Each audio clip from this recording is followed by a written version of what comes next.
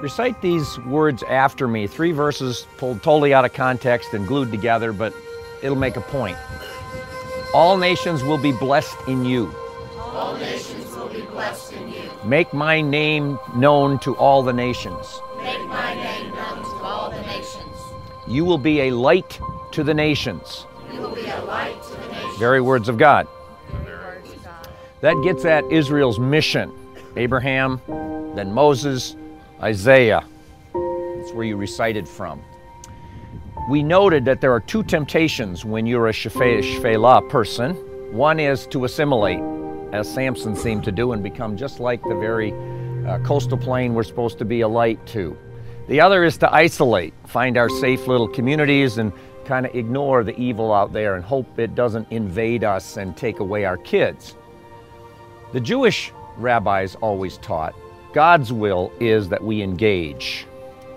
They talk about 3 characters.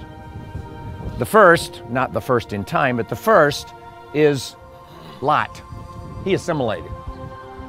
He joined Sodom somehow, maybe not quite as evil as they were, but seems pretty comfortable there. The second, Abraham, lived in the pagan land, didn't own a square inch, and yet when he goes to buy a tomb, the Gentiles say to him, "You are a prince of your God among us." Wow, you talk about putting God on display as an outsider. That's amazing. The guy they look at who isolates is kind of a surprise. It's Noah, who it says was righteous in his generation. But if you notice, contrary to what Christians sometimes say, he doesn't say a word to anybody that the flood is coming. He just builds an ark, and obedient to God, he's so close to God and so in tune with what God wants that he really doesn't engage. The rabbis call him the man in the fur coat, which is kind of funny because it doesn't say anything about a coat. But if you're cold and shivering, there's 2 things you can do. One is to put on a coat, and it warms you. The other is to build a fire. It warms you and maybe others as well.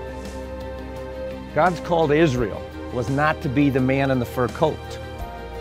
God wanted a people not that would be isolated and insulated in that promised land, but as you'll discover today as we think about the Exodus, he wanted a people planted right there in the Shephelah overlooking the Via Maris to be city gates and broom trees and green pastures, to build fires, not wear fur coats.